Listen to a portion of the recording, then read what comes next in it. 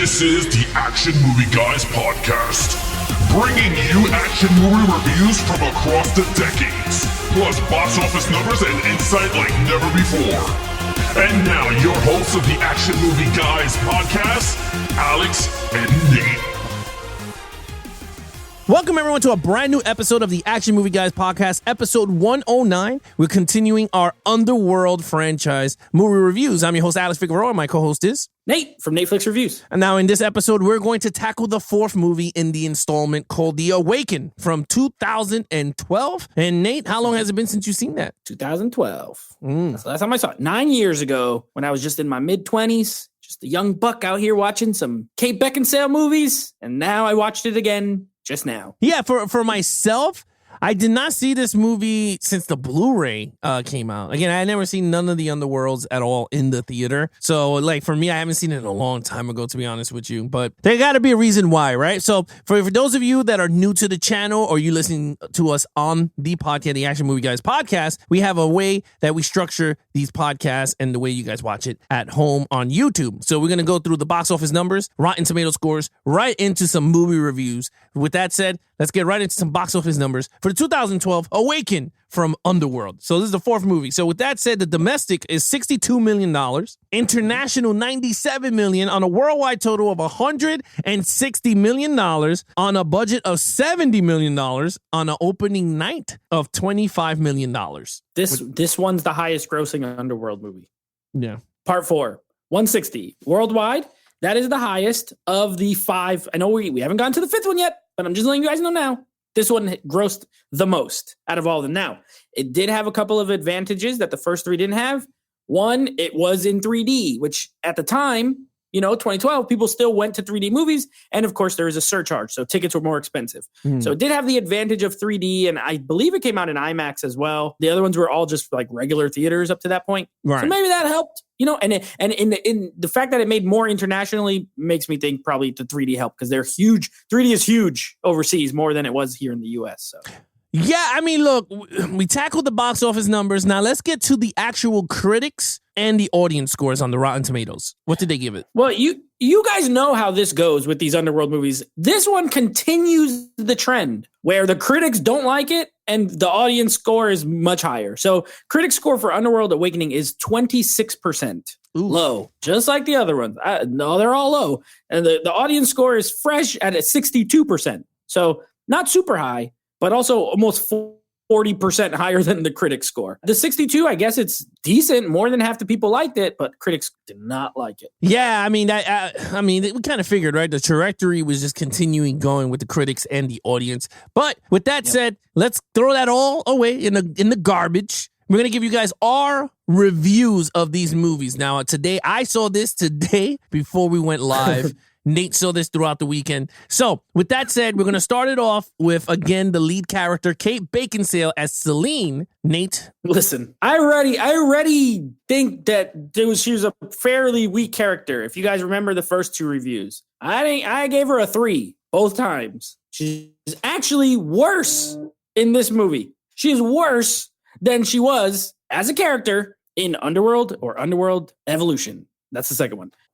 Look, I got a lot of problems with this movie and I can't wait to talk about them. She's one of them. She's clearly back because, she wasn't in part 3. They probably threw quite a bit of money at her. This one had one of the higher budgets of the whole series as well. And I'm betting she got a nice paycheck. Scott Speedman, thank God, made the smart decision to not be back in this one. So they had some terrible looking, weird guy who it looked like they tried to morph his face into Scott Speedman and it wasn't him. As Michael, he's like, nope, I'm out. Not that he's so famous, because what the heck was he doing anyway? But anyway, she's nothing. She's nothing to do. The most they try to give her is that she now has a daughter who she didn't know she had. And they try to make that mother-daughter thing. But it doesn't really work. All the backstory that she had in those first 2 movies, none of it's touched on except for that little beginning 5 minutes where they give you like the previously on Underworld, that little part. You know what I mean? Besides that, there's nothing here that's very relevant. She has no charisma or personality in this movie. She's just boring. I gave her a 2.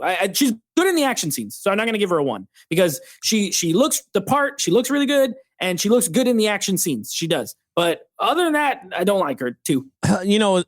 This is crazy, right? Like, I literally did not like her in this movie. Like, I literally sat there and I looked at my wife and I was like, yo, she has not spoken in 30 minutes into this movie. Now, you guys are going to say, oh, that's exaggerating. She did talk a little bit, but again, she said like 3 lines in the beginning of the movie. She said, hey, Michael, watch out. And then all of a sudden, she's just quiet, walking, looking hot, like she always did. So I was like, all right, it is what it is. I didn't like her. Now it's weird because I actually enjoyed this movie when I watched it. I remember a long time ago, I enjoyed this movie. I was like, oh, this is actually a pretty cool movie. Rewatching it now, I'm like, she stinks. Like, literally, her character's not good. And especially for a 4th movie, where, granted, the 3rd movie was a prequel. She was not in it. But still, for a 3rd movie out of the 4, the characters is supposed to be more developed. Yeah, you gave her a daughter and all this bologna sandwich, but it wasn't good. I did not like her at all. I'm going to be honest with you. I hate characters that do not speak. I understand Rambo. That's a different story. But this one is, geez, you're right. First of all, maybe you could quote me if I'm wrong, dude. Didn't this movie started off like Resident Evil? Yes. It had the previously on. That's a Resident Evil thing. Yeah. Last time. And it shows you all what happened in the last bunch of movies. And I hate that. Yeah, I agree. Look, it started off with the whole Resident Evil thing. But look, with that said, I gave her a 2. I did not enjoy Kate Beckinsale in this. I enjoyed Kate Beckinsale looking at her, but I did not like her as Celine in this film. All right, with that said, the main villain, Dr. Jacob Lane. When you start off main villain and the first word you say is doctor, that's automatically you're working from behind on that one. Yeah. Listen, this guy's a terrible villain. Stephen Ray is the actor. He sucks. He sucks so bad. He's not in. Okay. He's in the early part when she wakes up from her slumber or whatever, when she's all frozen, and he works at the Antigen. What a dumb name for a place. And he works there, and he's like a doctor who's working on stuff. There's more that goes to storyline, but anyway, he's whack. He's old, he's secretly a Lycan. There's nothing happens before, like in the first 50 minutes to make you think that. You know what I mean? So it just kind of comes out of nowhere. Oh, he's a Lycan. Okay, fine. But he's an old man. He's just an old man. His human form is not cool. You remember in the first movie, Lucian? He was freaking awesome when he was a man. Yeah. The big black guy. He was cool. He was huge. Even that doctor, the doctor in the first movie who was all creepy and like working on all the potions and all, he was better. Literally every single other, even Craven was better than this guy. He's the worst villain to date that we've had, especially coming off of 3 strong villains. Me and you have talked about the first 3 movies. All of them had really good villains. You could make arguments on a lot of things in the Underworld franchise. Up to this point, one thing you can't argue is the villains were awesome. And they really laid an egg. And again, they made the villain. This is the first time where the main villain is truly just a Lycan, right? Because they've been the vampires pretty much every time. So I will give them credit for at least attempting something different. That's all I'll give him credit for. He's a 1. I absolutely hated him. A 1, no good, no bueno. He gets killed by a 12-year-old. So, no, I don't like him. All right. You said everything I was pretty much going to say. I didn't like him at all. I thought he was horrible. He did not. I still think the best villain in this entire franchise is Victor. And I'm like, so far, there's no one that came close to Victor in terms of menacing and his demeanor, I guess you want to call, like he cast too large of a shadow. Yeah, this other guy. Yeah, even if it was even Marcus, right? Marcus was really good too. So, but he wasn't the level of Victor. Yeah, this guy sucked. This guy sucked. He was a Lycan that sucked. I was like, how does this guy? I don't even want to talk about it. But honestly, I gave him a 1. I thought he sucked. Even his wolf form was like lamer than all the other wolf forms in the whole series. Yeah, that's true. First of all, the whole movie was just CGI, which we're going to talk about. But yeah, it made him look stupider. Even when he's in the actual, like when he's fighting the girl and they shotgun his face and it was the bleeding, I was like, wow, that looks better than whatever they did. That was the best version of that character, because other than that, the CGI was not good on his character. I gave him a 1. Let's get to the action sequence. Okay, so if there's one thing that this movie does semi-well, Yeah. I'll say it's the action scenes. I won't come out and just say just because the movie's bad, which it is, and really we have to get to like the other parts, but the action's not the problem with Underworld Awakening. There is CGI. The when the wolves are running in the street chasing them in the van, it looks terrible. Now that is a product of the budget and also the technology at the time, maybe. Sure, but this also came out the same year as the Avengers. So, now that had a way bigger budget, but still, it's not like technology couldn't produce great effects at this point. So that looked bad, but the choreography is pretty good. The fight choreography is pretty good. I do like the diversity of action scenes. There is a lot of guns, but at least they did a few different things with Celine as far as her movements. I like, it wasn't just jumping. She was sliding, jumping, using, doing a lot of different cool stuff. I did like there's one scene where she like uses this thing and bounces off and jumps into like a vent. And I was like, that was pretty neat. So there's neat moments and there's some cool stuff with the action. Some of the bad CGI hurts it. And also the fact that this was shot in 3D. So you have all these dumb parts where it's like trying to be 3D, but you're watching it in 2D now at your home. Yeah. Like when she throws a little grenade stick at the screen, and when there's like the dust is supposed to be a 3D effect, and it just looks kind of weird. I did like those grenades too, by the way. Those silver grenades that make like that was cool. The silver nitrate. Yeah, that was neat. So for a movie that's as trash as this one, at least the action's okay, not amazing. I gave it a 3, and it's also gory, which I liked. It's bloody. So this one is 2 was also very bloody, and this one is very it's pretty gory.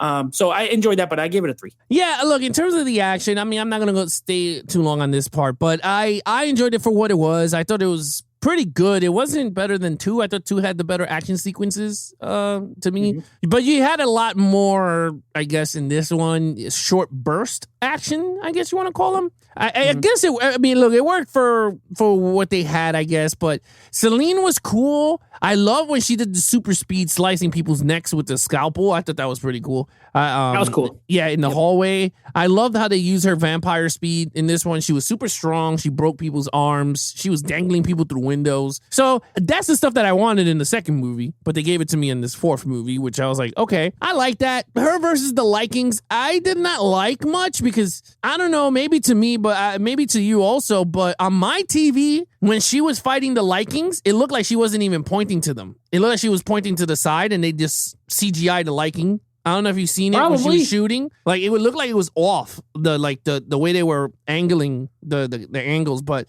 I didn't like it. I was like, Dad, this is pretty bad. And this is why I always said prosthetic, like, even if you would have had someone in the suit, would have looked better than having a CGI characters, but they were trying to save money. I gave the action a 4. I kind of enjoyed when everyone turned into it and they started attacking each other. So with that was like, to me, the highlight was the action scenes. But let's get right into the storyline. How about David's CGI whip? That was also terrible. When he had the whip and it was purely CGI and he was whipping them, it looked so bad. Okay, storyline. Listen. So this is where this movie goes into, I honestly say, full on just dumpster fire of a plot. Is it just me, or are there so many moments where this feels like a direct to DVD sequel of Underworld? It feels nothing like the first 3 movies. It doesn't even seem like it came from the same world, other than Kate Beckinsale is in it, because no one else returned, right, from that series. It's just her, and she sucks, and she looks bored, and the CGI is not great. The way it's shot is not great. I'll give it 1 credit. I mean, I guess it goes in overall, but whatever. I like that at least there's a color palette in this movie. It's not all blue. No, you can see the skin. This one has color, so you could tell the difference now. Put one of the other ones back in, you'll see that it's totally blue. This one has some color. Thank you, I guess. Look, the super lichen made me just want to fall out of my chair. So what a dumb idea. I hated the fact that this movie went from this franchise that had all this lore, as goofy as the premise is, it took itself seriously. And this one didn't feel like it did. And it had all this lore and this history of werewolves, and they just crapped on it and said, nope, now humans know, and now humans can just kill all of them. These super powered werewolves who can eat people, no problem. These super mega vampires who can jump around and fly around and are immortal. And no, humans can just kill them, no problem. And, it turns out it's actually lichens that are working they're disguised as humans and all this garbage. I hated it. I hated every second. Anytime there wasn't action, I was bored and my brain just turned off because I'm like, this is horrible. I hated the other little coven that they try to act like that these people. And then my man Tywin Lannister is in there and he's a good actor, but he's no Bill Nye. You could tell he was trying to be like that kind of character, and he's not. I don't like the other new guy either. The guy from Divergent, the actor's Theo James. I don't like him. David is the character, I believe. Yeah. I hate that she could just resurrect him by sticking her hand in his stomach and squeezing his heart, and her blood just. There's so many stupid decisions. I hate the girl. I hate the daughter. I hate the way she looks. If you thought Michael looked stupid, the covered in oil werewolf, look at this thing. She's a monstrosity. She's totally ugly. I hate her. A 1. I give it a 1. I didn't. There's nothing I liked about it. Zero elements of the story. Yeah, look, you said everything. I didn't hate the daughter. I enjoyed the daughter. I thought she looked better than Michael. She was blue instead of that pitch black. That was worse. But yeah. I kind of liked her. I thought she looked very creepy when she turned into the vampire / liking. That was the only highlight. Everything else, I felt like I was watching a Resident Evil movie. I'm going to be really honest with you. Once it started it off, they captured her. They put her in a capsule. They gave birth. She gave birth. And I was like, this is so Resident Evil Apocalypse. Like she's remember how she comes out of the tube and she walks out and Raccoon City is all destroyed? Like I felt like it was the same type of movie that we were watching. The storyline sucked. I thought this was weird how she was working with a detective. I was like, this is so weird. Him. Yeah, what is he doing here? Yeah. And I didn't, and one thing, and I totally agree with you, man. I enjoy storylines like this, but what I don't like is when they do this whole 360 going, now the world has the virus of vampires, and then they shooting the crap out of these people, and they throwing them into the and I was like, wait a minute, like, you mean to tell me she got capsuled for like 10 years, and all of a sudden now there's tons of vampires and Vikings running around and getting captured, and the UV bullets, and now they got silver nitrate bombs. And I was like, to me, it became so far-fetched that I started to dislike the movie the more I was watching. I don't know if it made sense what I'm saying. You're telling me that the werewolves took centuries of time to develop the UV bullets, and that the vampires used all this time to develop these special silver bullets, and that the humans were also able to do it in about 6 months from finding out that give me a break. And the vampires and werewolves been alive for like hundreds of years, 1,000 years. You're right. It's stupid. No, it's horrible. I gave it a 1. I totally gave it a 1. I couldn't. This had to be one of the worst movies I think I've seen so far this week. to be honest, it's bad. Yeah. It's the worst one we've seen for this series by far. And you said it the best. This is such a straight to DVD movie that I'm very surprised that they put it out in the theater, because when I saw this, I was like, man, I could have picked this up on a Rite Aid bucket, like the bin, like a Rite Aid $5 bin. But look, with that said, I gave it a 1. You gave it a 1. You're overall. I hated this movie, and now I remembered why. 1, I never owned it on Blu-ray. Okay, and 2, why I never watched it again since the theater. I dislike it. I think it is a bad film. You know what? If there's people out there who enjoy it, that's cool. I think it is a bad film. I think the writing is bad. I think the characters are bad. I think it looks besides the action having these directors, it's 2 guys and they just go by like one name each. They're like foreign guys. I think they do some okay things with the camera here and there, but overall it looks like it's shot like a TV show. You know what I mean? It's kind of flat. It's not very exciting. The lighting is very flat. It looks like a TV show, like an expensive TV show. I'm surprised, the Resident Evil thing is fair, because at this point in 2012, both franchises had been around, but I think Underworld Resident Evil might have been a little bit ahead as far as like entries or like maybe money, whatever. I'm surprised they didn't just cross them over. Because at this point, you have the Resident Evil world where most of the people are wiped out. You could have just said that was America. And then you have these guys over here because, they're in like Romania, but they never say where they are, because this is the 4th movie and they still have never said where they are. They're in Europe. Let's say she escapes to America, and when she goes over there, all the people are gone except Alice, and they could have teamed up, and they could have had a vampire warrior and a mutant lady fighting against the zombies. And that's you print checks because both of these franchises are very successful. Why didn't they do that? I don't know. Now it's too late. I don't want to see it anymore. They could have done it in 2012. It would have worked. Beckinsale and Jovovich were in their prime. They could have done it. Anyway, I give it a 2. The only reason I'm not going to give it a 1 is because as trash as the storyline is, the action is it's enjoyable enough, and I'm thankful that it wasn't all blue, but it's like barely. It's like the softest 2 I've ever given. The softest 2, barely, just barely a 2. Yeah, look, I give it to you. I gave it a 2 also. I'm going to be really honest with you. I did not enjoy the story, but I enjoyed certain aspects. Like, I enjoyed the daughter. The only thing I didn't like is the whole that she could see through the mom and the mom could see through her eyes and the father could see through that. And I was like, oh, this is so dumb, but it is what it is. I was like, okay. But I didn't like none of that. I didn't like the whole Resident Evil feel to this story. Did not feel like an Underworld movie in general when you watch it. The first 2 movies did. It had to capture that, and I guess it's because maybe Lenz Wiseman didn't direct, because he direct the first 2 or 3 movies. He directed the first 2, but apparently he was one of the writers of this one. Yeah. So what the hell was he doing? He must have been in a fight with Kate Beckinsale, and he was like, "I'm going to screw you over. I'm going to write a terrible movie."